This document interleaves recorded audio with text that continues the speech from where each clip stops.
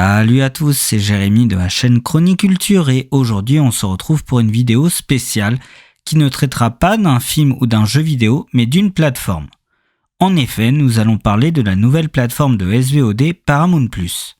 Disponible depuis le 1er décembre, ce nouveau service issu du groupe Paramount Global entend bien jouer les premiers rôles dans un secteur pourtant très concurrentiel. Nous allons découvrir ensemble ce que vaut vraiment cette nouvelle plateforme à travers un test comme je l'avais fait pour Salto et Disney+ Star. C'est parti! Vous cherchez qui? Spock? Et sinon qui?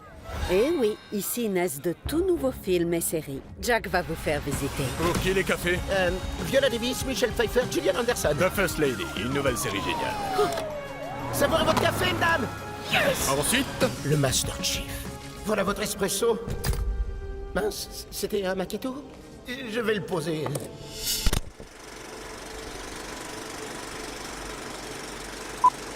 Avant de parler plus en détail de Paramount+, il est important de revenir sur de nombreux points.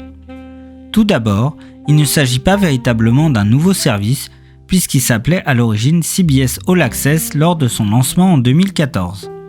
Le changement de nom a été opéré en 2021 à la suite de la fusion des groupes Viacom et CBS Corporation. Dès sa création, la plateforme permettait de retrouver l'ensemble des séries diffusées sur CBS, mais aussi celles des chaînes Nickelodeon ou Comédie Centrale, en plus d'accéder au catalogue de films distribués par la Paramount. Cette dernière est d'ailleurs la plus ancienne compagnie du cinéma avec Universal, puisqu'elles ont toutes les deux été fondées en 1912. C'est à ce titre que le groupe dispose d'un patrimoine inestimable de classiques ayant marqué l'histoire du cinéma. Paramount+ a connu un déploiement progressif, d'abord aux États-Unis puis au Canada sous son ancienne appellation, puis en Amérique latine à partir de 2021. Depuis 2022, la plateforme est aussi disponible dans la plupart des pays européens à l'exception de la Belgique.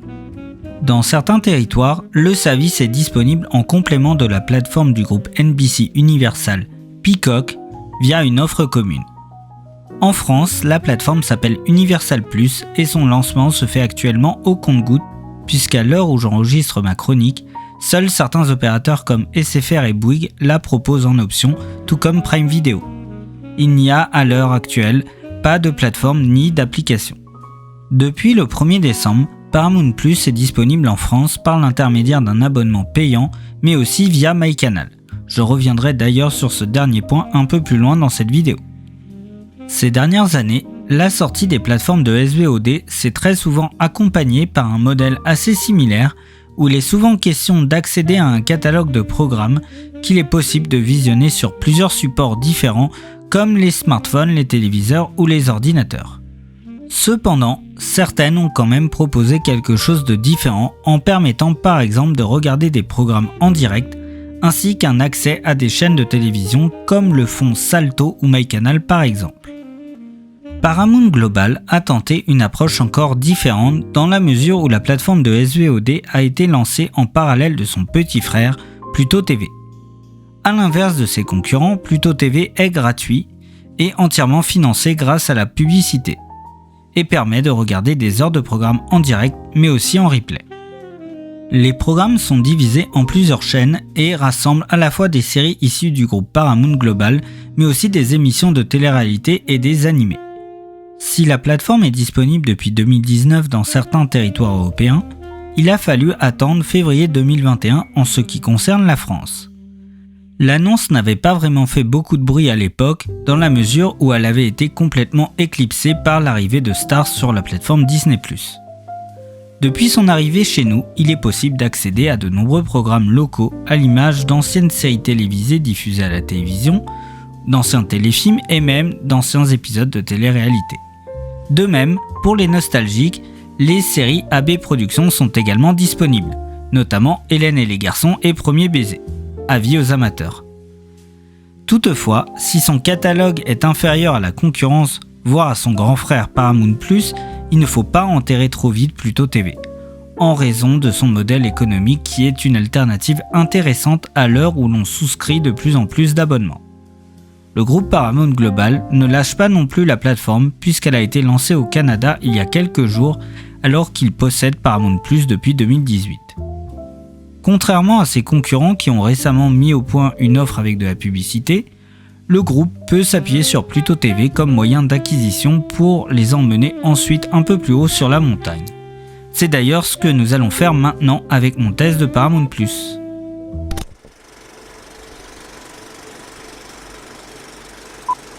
Disponible depuis le 1er décembre, Paramount+ a connu un lancement français un peu laborieux avec les traditionnels bugs de connexion. Si le service a été rendu disponible le 1er, l'application mobile est arrivée un jour avant sur les stores, ce qui est un peu surprenant. Lors de son lancement il y a 2 ans, l'application Disney+ était sortie le jour de son lancement. À l'image de la plateforme précédemment citée, Paramount+ est disponible soit de manière indépendante au prix de 7,99€ par mois ou de 70,90€ par an, soit via un abonnement Canal. Attention tout de même, comme certaines personnes ont pu le constater lors de la sortie de la plateforme, tous les abonnements ne seraient pas éligibles à l'offre et cela a créé pas mal de frustration puisque le groupe avait pourtant affirmé le contraire. D'après les témoignages que j'ai pu voir sur les réseaux sociaux, certains packs ciné-séries ne comprennent pas l'offre Paramount+. En revanche, la plateforme est bien disponible pour les abonnés des packs Intégral et Intégral+, mais seulement sur demande. Pour la rattacher à son abonnement Canal, il faut aller dans son espace client et cocher l'option. Ce dernier point est un peu pénible dans le sens où il ne fait l'objet d'aucun rappel sur MyCanal quant à l'activation des options. Lors des captures que j'ai réalisées le 1er décembre, je n'ai vu aucune publicité sur MyCanal rappelant la sortie de la plateforme ni comment il fallait en faire la demande. La veille, une publicité était pourtant affichée en bas de la page d'accueil. Une fois l'option activée, vous pouvez consulter les programmes directement dans MyCanal de la même manière que vous avez accès aux programmes de la chaîne OCS. Ce dernier point diffère de Disney+, où les programmes ne sont accessibles que sur la plateforme. Comme de nombreux utilisateurs, j'ai eu pas mal de difficultés à rattacher mon compte Canal à Paramount+, en raison des connexions simultanées. En théorie, cette étape est cruciale pour pouvoir créer son compte, mais ce n'est pas une condition sine qua non dans le sens où vous pouvez le rattacher plus tard. Il suffit juste de créer un compte directement sur le site internet du service, en faisant comme si vous souhaitez souscrire à l'offre d'essai. Une fois mon compte créé, j'ai pu rattacher facilement le service à mon abonnement Canal, mais cela m'a pris en tout et pour tout 2 heures. Bien évidemment, il faut garder à l'esprit qu'il s'agissait d'un lancement et un lancement est toujours délicat.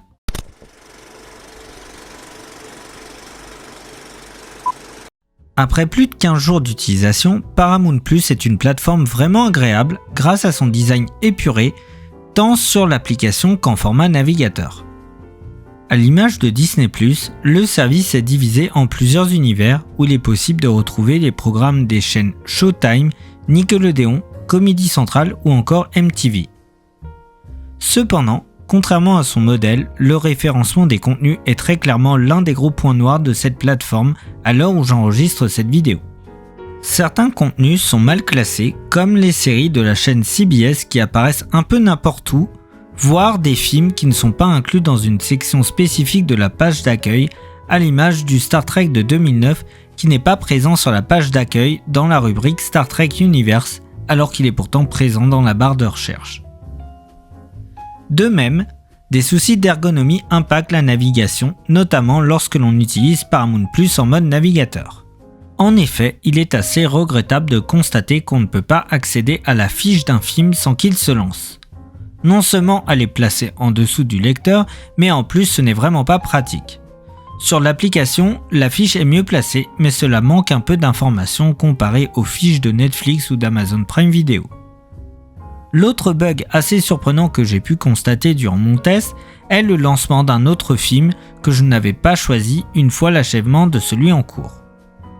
Mis à part ces 2 points vraiment négatifs, Paramount+ a beaucoup de potentiel et c'est ce que nous allons voir dans une partie dédiée.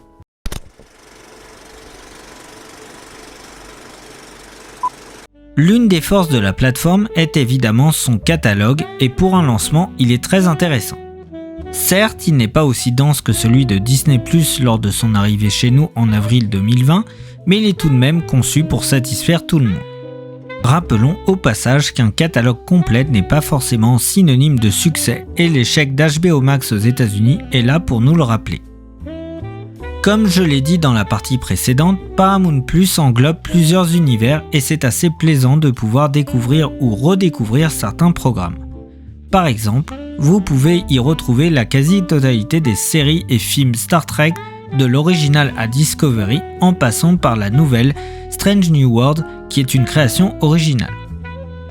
Au moment de mon enregistrement, il manque quelques programmes de la licence, notamment la série animée qui est toujours disponible sur Netflix et le film Star Trek Insurrection. Le cas de Star Trek Picard est un peu particulier puisque c'est Amazon Prime Video qui la diffuse en France. De même, comme ses concurrents, Paramount Plus intègre des créations originales comme la série The Offer qui revient sur le tournage du Parrain ou encore la série Halo. Mais il est quand même dommage de ne pas avoir eu tout Sacking alors que la série est disponible depuis novembre aux États-Unis. Évidemment, cette section est encore un peu limitée, lancement oblige, mais il y a tout de même des programmes à découvrir. La bonne surprise du catalogue est sans aucun doute la présence de la série Oz, la mythique série carcérale de Tom Fontana qui avait pourtant été diffusée sur HBO dans les années 90. Côté film, en revanche, la liste est assez impressionnante, puisque l'on peut retrouver des films cultes de la Paramount. Si vous avez récemment regardé la série Mercredi sur Netflix, vous serez ravi d'apprendre que La Famille Addams et sa suite sont disponibles sur la plateforme. Tout comme le film présentateur vedette La Légende de Ron Burgundy, qui est le premier film d'Adam McKay, le réalisateur de Don't Look Up.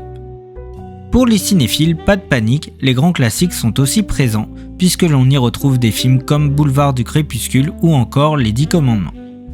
Vous l'aurez compris, la section cinéma est assez dense pour un lancement et cela s'est même intensifié avec l'arrivée de nombreux films.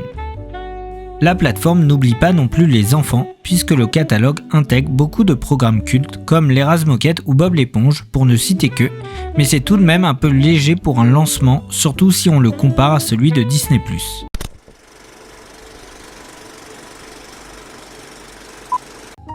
Au final, Paramount Plus est une plateforme qui a beaucoup de potentiel et c'est en grande partie dû à la richesse de son catalogue. Si sur certains aspects la plateforme se rapproche de Disney+, ses problèmes de référencement sont tout de même difficilement acceptables pour un lancement. Malgré tout, cette plateforme pourra satisfaire les parents, mais surtout les enfants qui y retrouveront la plupart de leurs héros favoris. Attendez! Vous allez pas pouvoir vous sauver! Hop, hop, hop, le nouveau. Tu vas où, là? Tu vois ça? Ça, c'est du tai chi. Moi, j'ai commandé un iced tea. Il vous reste des tas de choses à découvrir. Le tout nouveau service de streaming. Paramount Plus, une montagne de divertissement. Voilà, c'est tout pour aujourd'hui. Merci d'avoir regardé cette vidéo, on se retrouve très bientôt pour une nouvelle chronique. À très vite.